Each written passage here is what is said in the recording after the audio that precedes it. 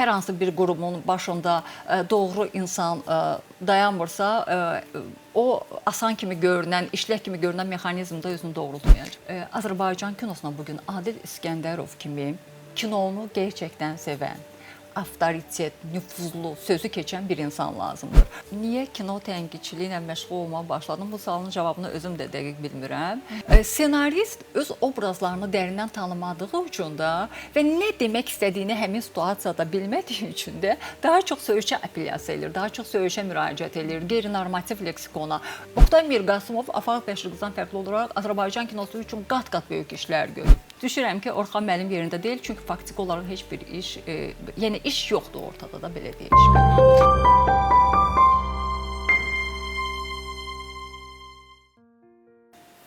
Xoş gördük Sevda xanım sizi. Xoş gününüz olsun. Sevda xanım niyə bu qədər sərt adlandırılır? Kino ilə bağlı elə proseslər var ki, həm kinonun idarəçiliyi nöqteyi nəzərdən, həm də bir rejissorun filmlərindən yazanda baxıram ki, orada kompromisə getmək olmaz.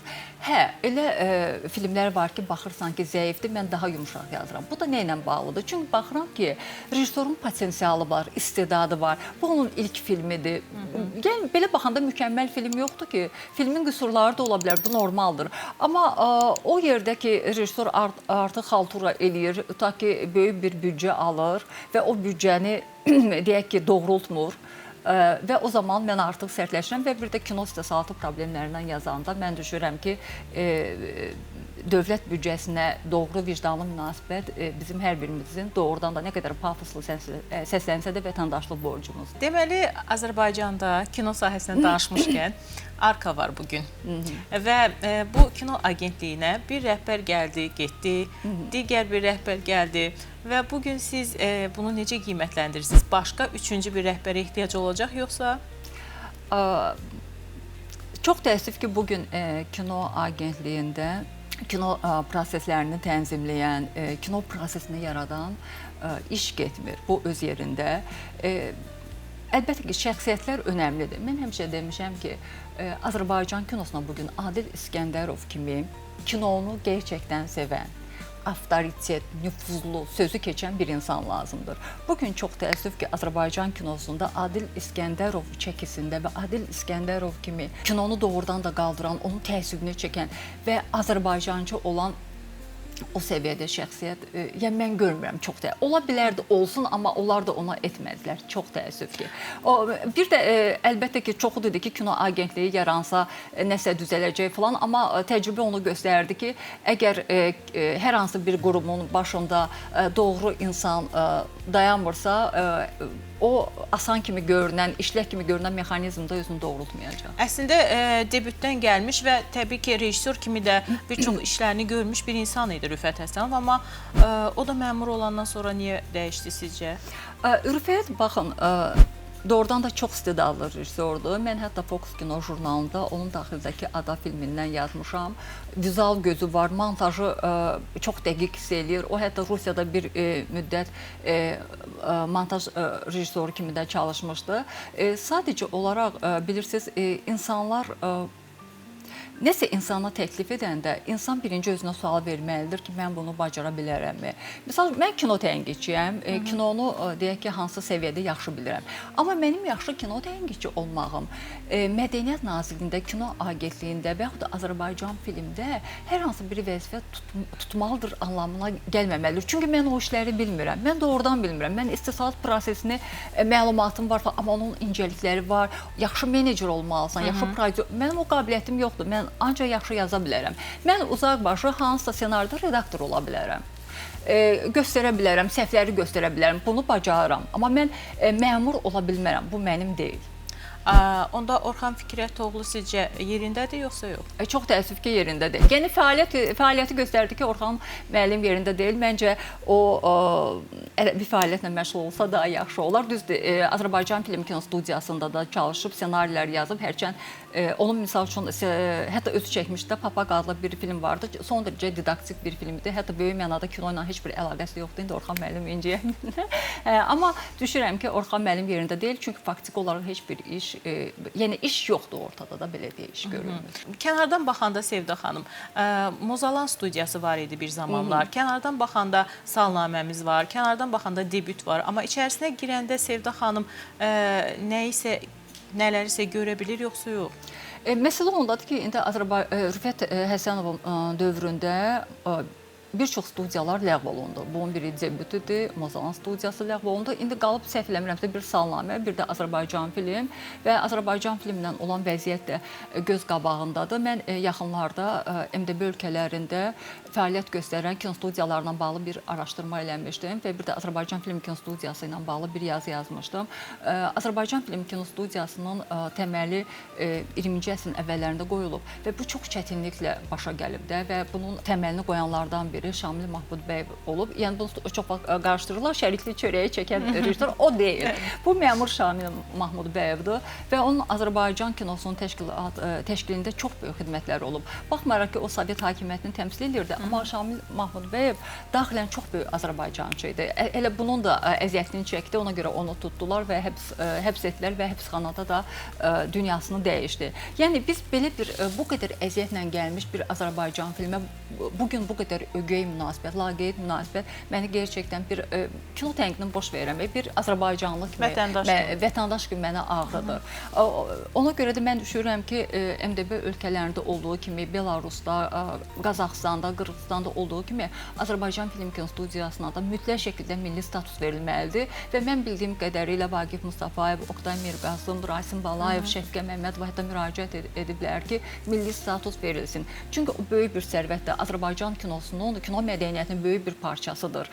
Ona görə də ona milli status verilməlidir. Orada ayağa qaldırmaq üçün, misal üçün Qazaxstanda belə bir şey eləmişlər. İndi Qazaxstanda yeni kinostudiyasının yeni rəhbəri gəlib. O 5 illik proqramla gəlib. Yəni, mən düşünürəm ki, hətta yazımda da yazmışdım ki, yaxşı olardı ki, Kino Agentliyi və yaxud da Mədəniyyət Nazirliyi nəsə bir tender kimi, müsabiqə kimi təşkil eləsin. Kimin kinostudiya ilə bağlı işlək, yaxşı, produktiv bir proqramı varsa, onları nəzərdən keçirsin və idarəçiliyi 5 il müddətinə həmin adama versin. Müəyyən şərtlərlə. Çünki Azərbaycan film kinostudiyası bugün, yəni bu vəziyyətdə qala bilməz. Mən birisi doğrudan anlamıram ki, necə məmurlar necə buna baxa bilərlər? Üstəlik də 100 illiyi oldu onun yaxınlarda. Sevda xanım, əslində kənardan baxanda Qazaxıstanın adını çəkdiniz və bugün də Türk dövlətlərinin birləşərək yeni film layihələrinə, teatr layihələrinə imza atdığını görürük. Buna ümidləriniz necədir? Ümidlərim deyir ki, Azərbaycanla bağlı ümidlərimi nəzərdə tutursunuz. Doğrudan da siz dediyiniz kimi, indi mən Türkiyəni kənara qoyuram, çünki Türkiyə ilə bizim ənənələrimiz eyni deyil. O kapitalist ölkəsi olub, müstəqil dövlət olub, amma MDB ölkələri bizə daha yaxındır. Məsələn, Qazaxıstan, Qırğızstanda düz orada ərazi də böyüdür, yaxşı kino bazarı var, festivallara çıxırlar, filmləri gəlir, gətirir, elə Belarusiyanın özündə. Məsəl üçün, Belarus filmlə bağlı mən araşdırma eləyəndə orada bir neçə fakta rast gəldim, çox da maraqlıdır. Belarusiyada müstəqil kinoya biraz nəzər saldım ki, orada necədir müstəqil kino. Məsəl üçün, orada müstəqil kinonun nümayəndələri var ki, büdcəsiz film çəkiblər, prokatda lider olublar, xeyli də pul əldə ediblər. Festivallarda bir neçə ilə film var idi ki, yəni bir neçə rejissor tərəfindən çəkilmiş ki, bir xanım idi fotoaparatla çəkib, amma digər rejissor isə çox $5.000 çəkib, amma gözlənilmədən prokatda lider olub. Çünki orada belə deyək də cəmiyyətin problemlərini gətirib. Çünki o ümumiyyətlə kinoteatra gələn insan kinoda özünü görmək istəyir, öz problemlərinin ekran həllini görmək istəyir, ekran yozumunu görmək istəyir. Yəni orada o öz həyatından, öz gerçəkliyindən uzaq nələrsə görəndə o təbii ki, o filmə də getməyəcək. Çünki kinoteatra çıxan film belədir ki, belə bir şey var da, metod var ki, dildən dilə düşür, sosial şəbəkələrdə yayılır, dildən dilə düşür və o filmin tamaşaçısı belə çoxalır. Yəni bu dünyada yayılmış bir təcrübədir. İnsanlar özünü sizcə Apatiya filmində görürlər Hikmət Rəhimovun? Mən o filmi izləməmişəm. Mən demişəm, YouTube-da olsa izləyərəm, amma mən kinoteatra ona görə getmək fikrim yoxdur. Mən hansı rejissorla ki, yaxşı münasibətim var, deyirəm ki, mənə utana-utana ki, link atım, mən yazmaq üçün mən onun haqqını, yəni baxım filmə. Amma bütün hallarda mən ona üstünlük verirəm ki, filmə özə premyeralar getmirəm bir qayda olaraq, dəvətləri də qəbul eləmirəm, bir qayda olaraq çalışıram ki, özüm bilet alım gedim, çünki həm də bir növ belə dəstək, hətta gedəndə dostlarımı da aparıram. Hikmətlə münasibətləriniz indi nə yerdədir? Hikmət Rəhimovla indi heç bir münasibətim yoxdur. Hikmət Rəhimov əslində çox yaxşı aktyordur, istedadlı aktyordur, potensialı olan aktyordur. Düzdür, biraz narsizm xəstəliyinə tutulmuşdu. Nə mənada? Misal üçün, mən bunu bir neçə dəfə demişəm, yazımda da yazmışdım onu. Əqrəb mövsümündə, misal üçün, bir sıra səhnələr vardı ki, Hikmətin potensialı imkan verirdi ki, o tərəf müqabili ilə eyni olsun və yaxud da onu üstələsin. O, onu göstərə bilməmişdi. Azər Aydəmirlə səhnələrdə uduzmuşdu, Zülfiyə Qurbanova ilə səhnələrdə uduzmuşdu və sanki belə bir təsəvvür yaranırdı ki, hətta rola hazırlaşmamış gəlib. Biraz belə, necə deyim, bəlkə insan təbiətidir, normaldır. İnsanlar çox tanınanda, şöhrətin hansısa məqamına çatanda egosu çox şişir və ona elə gəlir ki, hazırlaşmadan da çıxa bilər. Amma halbuki incəsənətin bütün növləri, istər rejissor, istər ssenari, istər aktyorluq sənəti daim intensiv şəkildə özlərində işləmək, inkişaf etmək. Mən həmişə bunu misal çəkirəm. Mənim çox sevdiyim aktyor Daniel Day-Lewis təsəvvür edin ki, o deyir ki, düzdür, indi çəkilmir, çox təəssüf ki, Oscar aldı da neyini? Bəli, və Oscar tarixində yeganə aktyordur ki, əsas rola görə 3 Oscar alıb və onun bu uğrunu heç kəs təkrarlaya bilməyib. O, misal üçün, 2-3 ildən sonra çəkilirdi və deyirdi ki, mən deyir, yəni boşalmışam, özümü xərcləmişəm, mən bunun üçün dolmalıyam. Və o çəkməçiliklə məşğul olurdu və ümumiyyətlə onun hobbisidir. İnsanlarla ünsiyyətdə çox olurdu, kitab oxurdu, musiqi dinləyirdi ki, yəni o bazasını artırsın və rol üzərində, Stanislavski sistemi ilə işləyir o, rol üzərində son dərəcə, belə deyək də, yaxşı mənada vəhşicəsinə işləyirdi.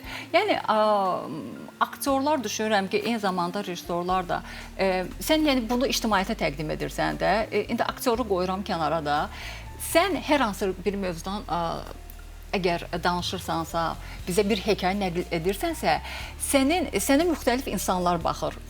Orta statistik Azərbaycanlı da baxır, intellektualı da baxır, müəllimi də baxır, həkimi də baxır. Sən elə bir hekayə nəql etməlisən ki, bu onlara təsir eləsin, bu onlara yeni təcrübə qazansın. Əgər sənin içində bu təcrübə yoxdursa, sənin həyat təcrübən çox aşağıdırsa, sən çox bəsilsənsə, sən bizə nə təqdim edə bilərsən? Söhbət ondan gedir. Kinoda jargonlara və 18 yaş üstü istifadə olunan əlamətlərə necə baxırsınız? Çox normal. Amma bu dramaturgiya bunu tələb edirsə. Deməli, mən Kinematografçılar İttifaqının tədbirlərində moderator oluram. Bunu bir neçə dəfə demişəm. Elmar İmanov çox istedadlı rejissordur, Almaniyada yaşayır. Onun filmi nümayiş olunurdu mövsümün sonu. O Hollandiyada festivalda da Fipresni mükafatını almışdı. Doğrudan da çox yaxşı filmdir. Orada əsas rolları ifa edirdi Rasim Cəfərlə Zülfiyə Qurbanova və Ər-Arvad Ailə İnstitutunun belə deyək də iflasa uğramasından söhbət gedirdi orada. Belə kamerunlu bir filmdir. Və orada Zülfiyə və Rasimin obrazları arasında çox belə senzura olunması ifadələr var idi və film gedir, biz Zülfiyə xanım və Rasim foyada söhbət edirik, gördüm iki gənc oğlan çıxdı, yaxınlaşdılar Rasimə, biraz keçdi Rasim gəldi, dedim Rasim nə deyirlər, deyirlər ki, dedi ki, onlar elə bilirlər ki, rejissor məni çəkib döymək istədilər, sonra mən dedim ki, mən rejissor deyiləm, mən aktyoram. O həmin jargon söyüşlərə görə, qeyri-normativ leksikona görə, onlar çox əsəbləşmişdilər və s. Amma məhz mövsümün sonu filmində mən onun haqqında resensiyada yazmışdım. Məhz o leksikon yerinə düşür. O dramaturji cəhətdən rejissor onu peşəkarcasına əsaslandırır. Amma bir də var ki, misal üçün qeyri-normativ leksikon istifadə olunur və sən filmə, Emil Quliyevin filmlərində belə bir hal var, çox təəssüf ki, bizi bir dəfə Emil Quliyev ikinci pərdə filminə dəvət eləmişdi. Hələ premyerası olmamışdı da, jurnalistləri dəvət eləmişdi. Mən filmə baxanda o qədər sıxıldım. Elə bildim ki, film mənə psixoloji təzyiq edir. Belə də zorluyor. Film məni zorluyur. Öz mənəvi psixoloji cəhətdən zorluyur. Filmdə bu qədər yəni söyüşün olması məndə belə bir təəssürat yarandı ki, sanki rejissor, indi ssenarini həm də Emil yazmış da deyəsən, səhv eləmirəmsə. Ssenarist öz obrazlarını dərindən tanımadığı üçün də və nə demək istədiyini həmin situasiyada bilmədiyi üçün də daha çox söyüşə apellyasiya edir, daha çox söyüşə müraciət edir, qeyri-normativ leksikona. Əlbəttə ki, məsələn Tarantino'nun da filmlərində var, amma obraz gərəyi, situasiya gərəyi bu orada çox orqanik görünür. Orqanik görünən və orqanik görünməyən dramaturgiyada situasiyalar var. Rejissor bunu bilməlidir, ssenarist bunu bilməlidir, hiss etməlidir. Başa düşürsünüz, hiss etmək çox önəmlidir. Yəni bilməkdən əlavə, məntiqi bilməkdən əlavə sən bir filmə baxanda montajda sən baxmalısan ki, hiss etməlisən ki, o orada uyğundur, uyğun deyil. Məsəl üçün Jean-Luc Godard bir Alain Delon'u filmə çəkib. Filmin adını unutdum, amma filmdə Alain Delon müasir İsa Məsihi belə deyək də təsvir edir. Alain Delon əslində aktyor kimi, yəni zəifdir, bir qatlıdır, amma deyək ki, Melville'in filmində çox möhtəşəmdir. Çünki Melville bilirdi ki, onu necə istifadə etmək lazımdır. Antonio'nun da əvvəlki filmlərində. Deməli, Qadar müsahibələrində deyir ki, mən gəldim montajda baxdım, bir də gördüm ki, Alain Delon o qədər bərbad oynayıb, o qədər saxta oynayıb ki, bütün film zay olub. Deyir, mən ağlıma gəldi ki, nə edeyim? Dedim, bunun üzərinə bir dənə klassik musiqi verim. İndi kinoda musiqini işləmək də başqa dərddir. Bu təkcə bizim rejissorların problemi deyil. Yəni, bilmirlər ki, musiqini harada istifadə etmək lazımdır, necə istifadə etmək lazımdır, bu necə musiqi olmalıdır.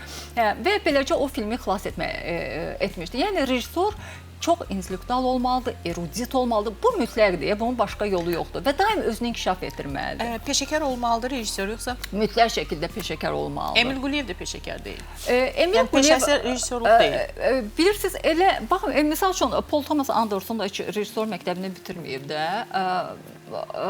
klip rejissoru kimi başlayıb falan. Düz o cür istedadlar da var. Və yaxud da Ulrich Seidel, avtor rejissoru, ümumiyyətlə kino məktəbindən qovmuşlar bir işinə görə. Jim Jarmusch'a o cümlədən. Mən düşünürəm ki, rejissorluq təhsil almaqdan da əvvəl sənin rejissor gözün, hissin, duyumun, sənin təbiətində olmalıdır da. Misal üçün, Cassavetes əslində aktyor idi. O ilk filmini çəkəndə o deyir ki, mən deyir, kameranı qoymuşam, mən bilmirəm nədən başlamaq lazımdır. O filmi çəkdi, o filmin adını unutdum və Amerika müstəqillik kinosunun ilk müstəqillik kino nümunələrindən hesab olunur. Üzlər filmi idi, səhv eləmirəmsə, Cassavetes'in filmi. O filmi yenidən çəkdi. Onun rejissor təcrübəsi yox idi, onun aktyor təcrübəsi var. O filmi yenidən çəkdi və böyük uğur qazandı və dünyada da tanındı. Emil Quliyevin məsələn ilk pərdəsində daha çox mən yazmışdım ki, daha çox sosial maarifləndirici layihə idi. Emil aktyorlarla yaxşı işləyir, amma ssenarisində çox ciddi boşluqlar var. Ona çox yaxşı, mükəmməl ssenarist lazımdır. Bir də Emildə belədir ki, Emil bir də görürsünüz ki, aktyor oyununa daha çox alüdə olur, dialoqla, mətnə çox alüdə olur. Bu da var. Və biraz da, məsələn, ikinci pərdədə didaktika var idi. Tutaq ki, bu təkcə Emilin problemi deyil. Bu, bəzən bizim peşəkar rejissorlarda da üzə çıxır ki, sən hər hansı bir problemi, sosial problemi olsun, ictimai bir problemi olsun, sən əgər onu ekrana gətirirsənsə, sən onun ekran həllini verməlisən. Sən onu publisistik şəkildə gətirməməlisən. Sən onu bir vəziyyətdə, bir bədii situasiyada əritməyi bacarmalısan və o saxta görünməməlidir. Emilin bu kimi problemləri var. Amma yenə də istedadlıdır da, haqqını yeməyək, istedadlıdır. Əqrəb Möfün serial deyildi. İndi o serialı da film deyildi, amma yenə də. Amma axırıncı filminə bəyənmişdim və yaxşı da yazmışdım, qüsurlarını da göstərmişdim. Qırılmalar vardı aktyor oyununda, ssenaride, onları qeyd eləmişdim, amma ümumən yaxşı işdir. Mən sizə bir neçə nəfərin adını çəkeyim. Əlixanın adını çəkeyim, Emil Quliyevin adını çəkək, Asif Rüstəmovun adını çəkək, İlqar Nəcəfi deyək. Sizə bunların içərisində sizin üçün daha çox dəyərli olan və daha çox rejissor kimi, kino rejissor kimi bəyəndiyiniz hansıdır? Mən deyim ki, bax bu 4 sadaladığınız rejissorların arasına Əlixanı daxil eləmirəm. Çünki Əlixan serial çəkib, YouTube platformasında işlər görürüm, amma böyük kinoda öz sözünü deməyib. Nə vaxt böyük kinoya gələr, nə vaxt bir film işləyər, onda baxım onu dəyərləndirə bilərik. O qaldı digər rejissorlara. İlqar necə? İlqarın çox yaxşı sənədli filmləri vardı. Onun hətta bir sənədli filmi o vaxt ilk dəfə Azərbaycan kino tarixində səhv eləmirəmsə Berlin Kino Festivalında orada Talant Kampus müsabiqəsinə düşmüşdü. Mən sonra filmə baxdım, amma o İlqar bir dəqiqəlik göndərmişdi. Oğlan tar çalır, ağlayır. O möhtəşəmdir. Yəni əsl bax kino nədir? Bax mən deyərdim ki, kino ordadır. Və Buta filmində İlqarın o İran kino estetikasında təsirlənmələri falanı hiss olunur, amma orada ssenaridə falan da çox ciddi qüsurlar var idi. Bu öz yerində Narbağı filmi yaxşıdır. Zorba və oğulları düşünürəm ki, zəif filmdir. Yazmışdım o haqda. Yəni mən şərh edirəm, sonra deyəcəm də. Asif Rüstəmova gəlincə, Asif də istedadlı rejissordur. Baxmayaraq Mərmər Soyuğu heç alınmamış bir filmdir. Amma onun deyək ki, Axınla üzü aşağı filmi düşünürəm ki, müasir Azərbaycan kinosunun ən yaxşı nümunələrindən biridir. Deməli, onda Sevda xanım, bu bizim seçim oldu sizə təqdim elədiyimiz. Amma özünüzün müasir kinoda hansı rejissoru sevirsiniz, kino rejissoru? Çox təəssüf ki, mənim bu suala birmənalı cavabım yoxdur. Nə üçün? Çünki Azərbaycanda kimin yaxşı rejissor olması üçün imkanlar yaradılmalıdır rejissorlara. O bir 3-4 böyük tam metrajlı film çəkməlidir ki, sən onun potensialını dəqiq biləsən. Ona görə bu suala cavab vermək çətindir. Amma çox istedadlı rejissorlarımız var mütləq şəkildə. Bəs Əli Səttarı necə qiymətləndirirsiniz? Demək, Əli Səttar 2 kommersiya yönümlü film çəkib. Yəni daha çox kommersiya yönümlü deyəndə mən nəyi nəzərdə tuturam? Geniş tamaşaçı auditoriyasına xitab edən, çox asan qəbul edilən filmlər çəkib. Bunun biri Əlvida Şimitdir, biri Olimpiya filmidir. Mən orada digər kommersiya filmlərinlə müqayisə eləsək, əlbəttə ki, orada Əli Səttarın savadını, səliqəsini, estetik zövqünü gördüm. Və Əli Səttarın deməli, bu yoxsa keçən bir filminə baxmışdım. Qısa metrajlı 20 yanvarla bağlı Mən qardaşımı axtarıram. Orada bədii və sənədli kadrlardan istifadə eləmişdi və çox son dərəcə orqanik şəkildə strukturlaşdırılmışdı. Həmin bədii və sənədli və unikal sənədli kadrlar var idi orada və orada çox ayrı-ayrı epizodlar, o qədər gözəl rakurslar seçmişdi və bir də onun mən ağrısını hiss elədim. Və mən Əli Səttarı hardasa, misal üçün, biraz başqa Əli Səttarı tanıdım. Ona görə mən Əli Səttarın çox, daha çox belə komediya, melodram yox, tamamilə başqa bir, tutaq ki, sırf dram janrında olan bir tam metrajlı bədii filmini, müəllif filmini, sırf müəllif filmini izləmək istərdim. Mənə maraqlı gəldi və Əli Səttar həm də yaxşı prodüserdir. Və bilirsiniz də, Azər Quliyevin filminin Kanda nümayiş olunan filmin də prodüseridir. Ona görə də mən, misal üçün, Əli Səttardan misal üçün gözləntilərim var. Elmar İmanov düzü Almaniyada çalışır, ondan yeni filmlər gözləyirəm və mənim üçün çox maraqlıdır. Hilal Baydarov çox həddən artıb özünə xas bir rejissordur. Nə mənada deyirəm? Çünki onun filmləri geniş tamaşaçı auditoriyası üçün o qədər də belə asan qəbul olunan filmlər deyil. Son dərəcə individual bir baxışı var, yanaşması var. Son dərəcə hətta deyərdim ki, şəxsi filmlər çəkir. Özünə məxsus bir estetikası var. Hilal Baydarovu biz bugün Azərbaycan rejissoru deyib səsləndirə də bilmirik ürəklə.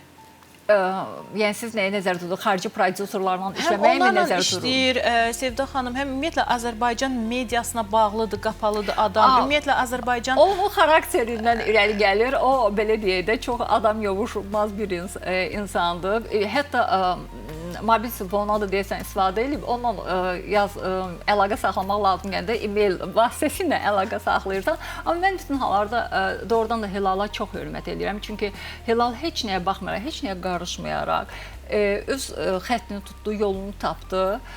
Bütün hallarda amma mən onun əzmini, iradəsini doğrudan da alqışlayıram. Elvin Adıgözəl var, çəkir daha çox... O da qalıb Göran boyda. Yox, artıq Bakıdadır. Kirayədə qalır, çətindir onun da vəziyyəti. Çətindir və sosial filmlər çəkir və mən düşünürəm ki, bax, mən yaxınlarda bir şey yazmışdım. Digər misal üçün bizim gənc rejissorlarımız var, elə Azər Quliyev var, Azər Allahverdi var, Elnur Paşa var, Mətləb Muxtarov var. Bunlar hamısı qısa-qısa filmlər çəkirsə və o filmlərdə onların potensialını görürsən də. Və mən düşünürəm ki, Emin Əfəndiyev, bax, elə... Amma maliyyə lazımdır, Sevda xanım. Elə onu deyirəm ki, normalda kino agentliyi bu insanlarla işləməlidir. Gördü, yaxşı çəkirsən, maliyyə ayırmalıdır. Lap müsabiqədən kənar ayır maliyyəndə. Ayır, qoy çəksin. Müsabiqəni başqa elə, amma müəyyən rejissorlar var ki, lap ondan müsabiqədən kənar. Görürsən ki, istedadlı. Misal üçün, Zviagintsovla Rusiyada necə işləyirlər? Zviagintsov tanınır, gedir, yaxşı filmlər çəkir, onun filmini deyək ki, xüsusi olaraq maliyyələşdirirlər. Yəni bu kimi halları nəzərə almalıdır və mütləq şəkildə müsabiqəyə qatılan rejissorlar, jüri heyəti peşəkar olmalıdır və jüri heyəti şəffaf olmalıdır. Və mən düşünürəm ki, jüri heyəti müsabiqənin nəticələri ilə bağlı hər biri hesabat verməlidir. Hər biri hesabat verməlidir. Bir neçə il əvvəl mən Kinematograflar İttifaqının Mən Qadınam ssenari müsabiqəsində mən jüridə idim. Hətta mən ən yaxın rəfiqəmin ssenarisini orada qəbul eləmədim. Və həmin müsabiqə ilə oxuduğum ssenarilərlə bağlı böyük bir analiz yazı yazdım ki, niyə qəbul etməmişəm?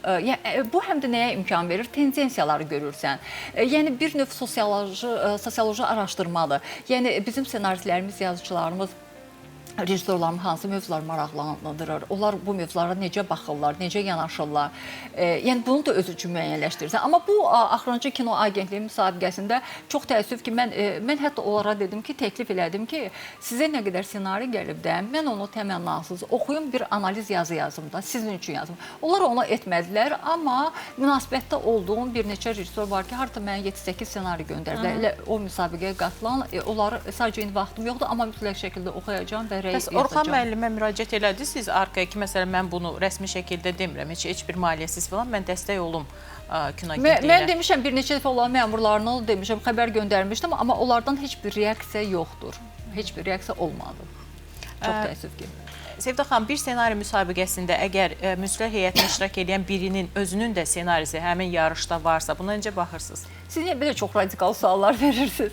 Çox pis baxıram əlbəttə ki, bu ən azı həm müsabiqə qaydalarının pozulmasıdır, həm də peşə etikasının pozulmasıdır. Yəni bu bir mənalı şəkildə yol verilməzdir. Azərbaycanda 2 kino ittifaq var idi və sonra o kino ittifaq birləşdi, bir oldu və indi onun bir olmağının bir nəticəsi var, yoxsa yox? Mən birinci ona başlayayım ki, Azərbaycanda 2 kino ittifaqının olması çox təəssüf ki, müəyyən artıq vəzifədə olmayan məmurlar vardı ki, onların manipulyasiyası idi, konjunkturası idi, çox təəssüf ki.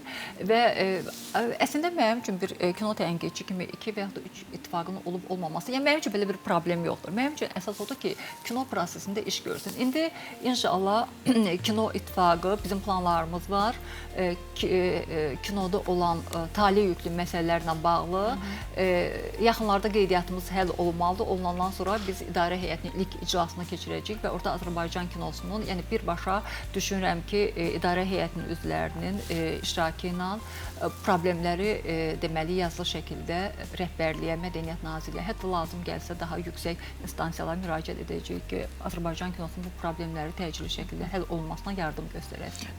Yəni kino ittifaqda da şəxsi münasibətlər zəminində baş verən hadisələr, dəstəklər və yaxud da dəstək olmamaq var, yoxsa yox? Mən sözün açığı, kino, ümumiyyətlə, xarakter etibarilə belə bir insanam da, intriqa falan, bu şeylərdə mən yoxam.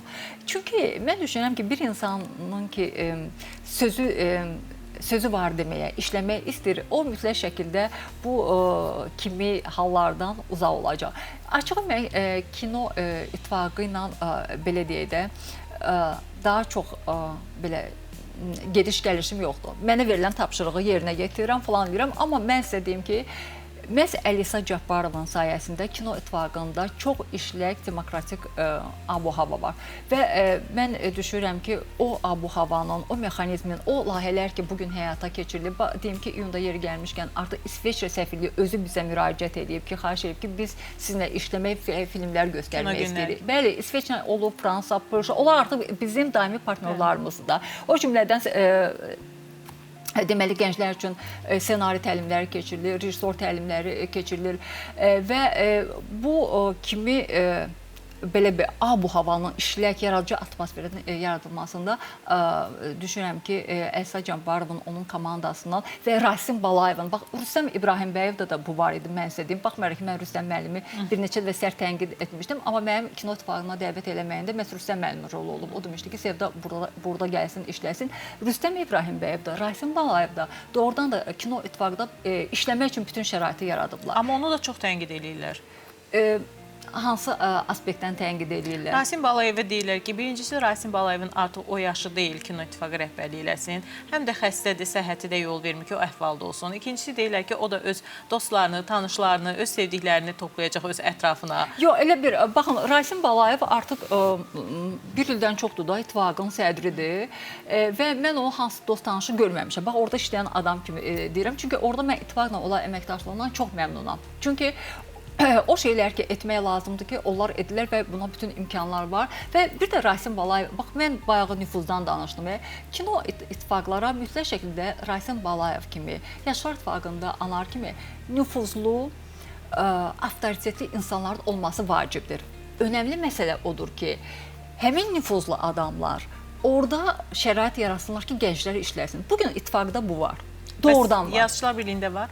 Onu deyə bilmərəm, çünki mən Yazıçılar Birliyinə əlaqəm yoxdur, amma çox tənqidlər olunur. Yəqin ki, orada daha ciddi problemlər var. Sevda xanım, bu yaxınlarda Anar müəllim kövrək bir şəkildə Fəxri Xiyabanına getmişdi, dostlarını ziyarət etmişdi. Bəlkə də o videonu siz də gördünüz. Yox, görməmişəm. Video paylaşmışlar. Anar müəllim çox yaxınlarını, əzizlərini itirdiklərini gedib dostlarını orada yad elədi və çox kövrəlmişdi. Amma aşağıda kommentlərdə, şərhlərdə o qədər tənqidi fikirlər yazmışlar ki, bu özü niyə köçmür bu dünyadan artıq, bu özü niyə bu yaşında Yazıçılar Birliyinin sədridir.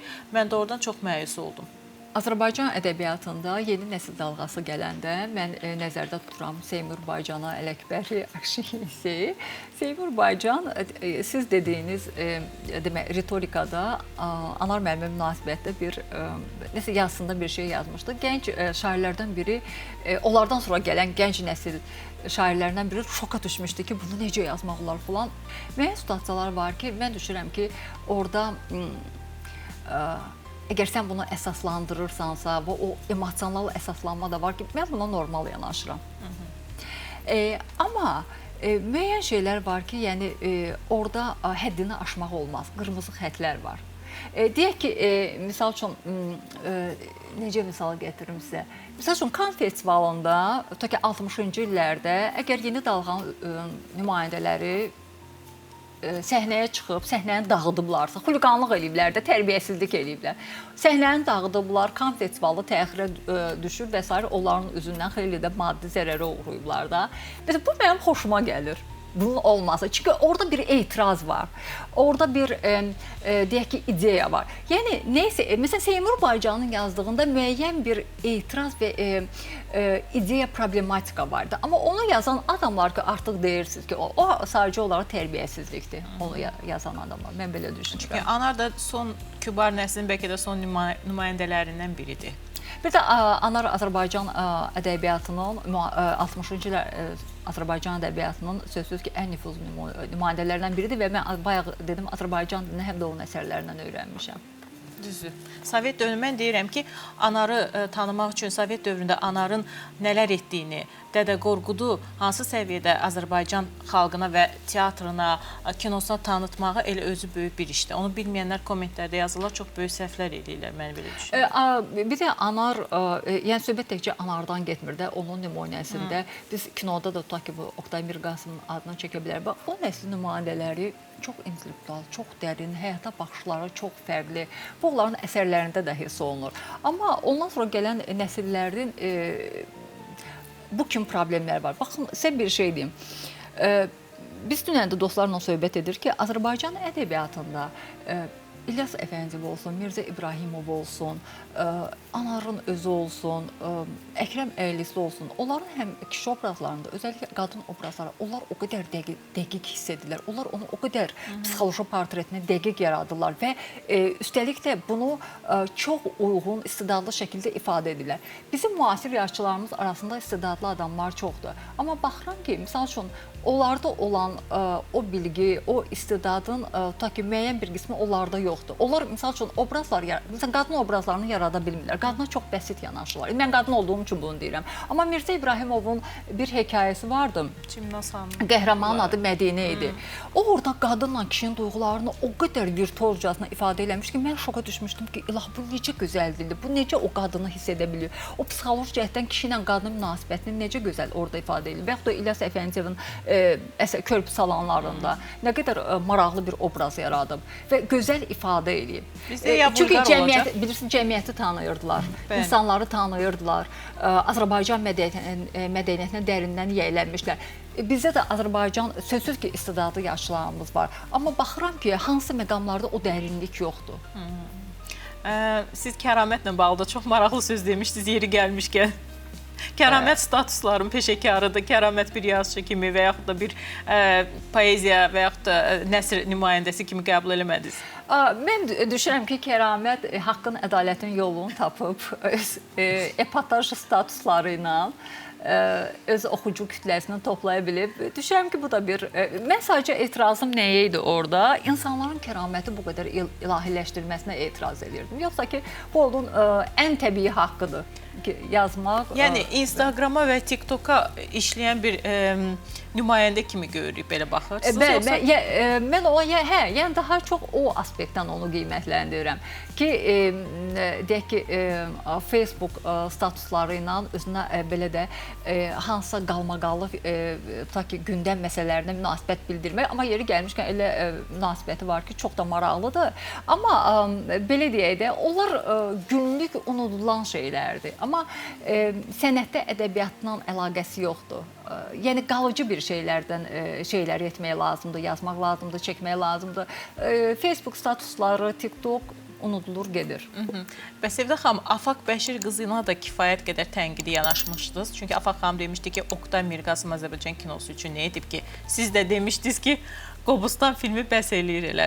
Bu nədən yaranmışdı bu proses sizdə, bu ziddiyyət? Demək bir şey deyim, Kinematografçılar İttifaqının konferansında, birləşmə konferansında Oqtay müəllim konferansı tərk elədi. O, mənim klassik üzvü olduğum Kinematografçılar İttifaqına qəbul etmirdi. Amma bu onun şəxsi fikridir. Oqtay Mirqasımovun rejissor kimi, ziyalı kimi yeri məndə ayrıdır və düşünürəm ki, hər kəsdə belə olmalıdır.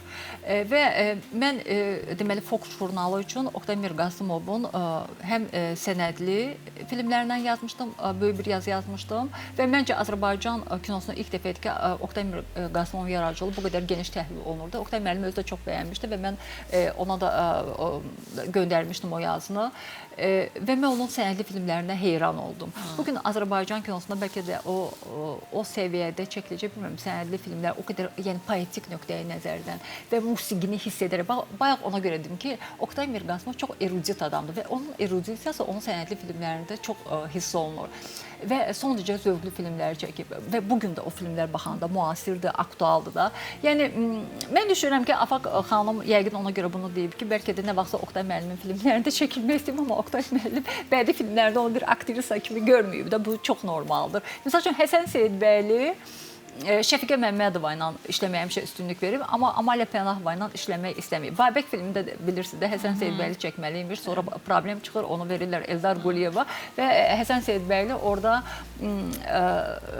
Amalia Pənahovanın yerinə əslində o Şəfiqə Məmmədova nəzərdə tutmuşdu, amma Eldar Quliyev gələndən sonra Amalia Pənahovanı çəkdi. Yəni, bu normaldır da, o, yəni, hər bir rejissorun aktyorları... Amma siz məsələn sərt buna reaksiya verməyə də bilərdiniz, amma dayana bilmədiniz.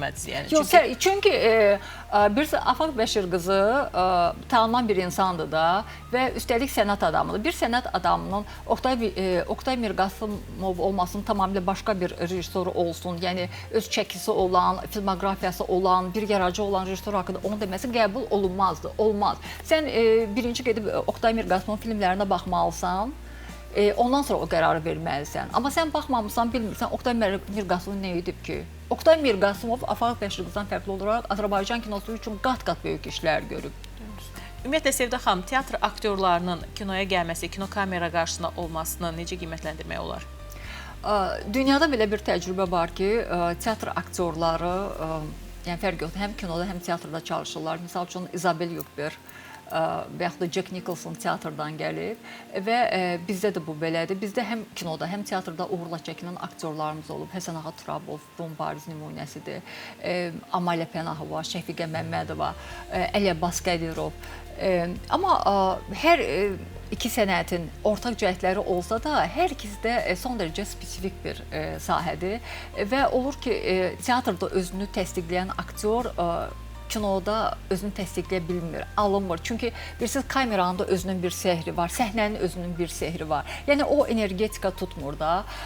Misal üçün, kimi deyim, Həsən Məmmədov Azərbaycan kinosunda ən çox rol alan aktyorlardan biridir, amma teatrda özünü realizə edə bilmədi. Və yaxud da Həmidə Ömərova çox çəkilən aktrisadır, amma teatrda yoxdur. Və yaxud da Rafael Dadaşov bir neçə filmdə çəkilib. Düzdür, belə bir söhbət gəzirdi ki, Adil İskəndərovun Məlik Dadaşovla konflikti olduğu üçün ona müəyyən maneələr törədib. Amma mən Rafael Dadaşovun oynadığı iki filmə baxmışam. Düşünürəm ki, kamera ilə onun kontaktı elə də çox alınmırdı. Baxmayaraq ki, Rafael Dadaşov çox yaraşıqlı idi, televiziya tamaşalarında da maraqlı idi. Amma deyək ki, Şahmar Ələkbərov xüsusi bir yaraşığı olmayan bir kişi idi. Amma kamera qarşısında filmlərdə o qədər onun bir xarizması, çəkiciliyi var ki, mən ona indi də heyranam, səsinə heyranam, oyunlarına heyranam. Yəni belə deyək də teatr və kinonun bu kimi belə kaprizli cəhətləri var və sizə bir şey də deyim ki, olur ki, məsələn, teatr səhnəsində aktyordur, aktrisadır, çıxır və səhnəni ələ alır. Elə aktrisa var ki, balaca səhnədə görünür, böyük səhnədə görünə bilmir. Sən onu hiss edə bilmirsən. İndi mən yaxınlarda belə bir şey müşahidə elədim. Sadəcə onları tanıyıram. Həm də belə yəni etik olmaz, adlarını çəkməyə istəmirəm. Məsəl üçün elə aktrisa var ki, məsələn, balaca səhnədə səni heyran edir. Amma böyük səhnəyə çıxırsan, onu aktrisa kimi görə bilmirsən, hiss edə bilmirsən. Bax, ancaq Fəxrəddin Manafovun adını çəkə bilərəm. Mən onu çox tənqid eləmişəm kinodakı rollarına görə. Amma deməli, Rus Dram Teatrında yoğun yubileyə keçirəndə mən onu səhnədə gördüm və heyran oldum. Səhnədə onun çox güclü energetikası var və onu ötürə bilir. Yəni, o energetikanı hər aktyor, aktrisa ötürə bilmir səhnədə. Onu da bəziləri monoton aktyor adlandırırlar. Monoton aktyor, elə mən də buna görə çox tənqid eləmişəm. Müəyyən filmlərdə ki, doğrudan da çox monotondur. Sanki bir rolu oynayırmış kimi təəssüratını oyadır və Fəxrəddin Manafovun deyim ki, erkən gənclik illərində çəkildiyi filmlər var ki, maraqlıdır. Misal üçün, Park filmində çox maraqlıdır. Ondan əvvəl də bir filmə çəkilmişdi. Onun adını unutmuşam. Orada epizodda oynayır. Orada da çox maraqlıdır. Sadəcə düşünürəm ki, bu Fəxrəddin Manafovdan çox rejissorun problemidir. Son olaraq istəyirəm ki, Azərbaycan tamaşaçısına və kino gözləyən, kinodan yenilik gözləyən tamaşaçısına öz fikrinizi bildirəsiniz. Bu ola bilər ki, pozitiv də ola bilər, negativ fikir də ola bilər, arzularınız da ola bilər. Reallıqdan da çıxış eləsək bir qədər pessimistəm, amma onu deyim ki, Azərbaycan kinosu, müstəqil kinosu da Azərbaycan kino agentliyindən kənarda pis yaxşı inkişaf eləyir, ləng də olsa gedir. Deyək ki, Azər Quliyevin kana çıxması və yaxud da Orxan Ağazadənin tam metrajlı sənədli filminin xarici festivalda nümayiş olması, onun operatoru Daniel Quliyevin yeri gəlmişkən, bax, bayaq gənc rejissorlar dedi ki, Daniel Quliyev çox istedadlı rejissordur. Bax, bu kimi rejissorlara şans vermək lazımdır, işləmək lazımdır. Onları belə deyək də, xahiş etmək lazımdır ki, film çəkin, yəni maliyyə ayırmaq lazımdır və Daniel operator işinə görə orada mükafat aldı və Daniel geri gəlmişkən London kino məktəbini bitirib, Orxan Ağazadə də kino məktəbini bitirib və Orxan Ağazadənin indiyə kimi çəkdiyi filmlərin heç bir dövlət maliyyəsində maliyyələşmir. Bax, bu doğrudan da kədərlidir. Yəni, pozitiv ola bilər ki, Azərbaycan kinosu dövlət büdcəsindən kənarda pis yaxşı inkişaf eləyir. Söhbətçi insanıydınız. Çox sağ olun. Sağ olun.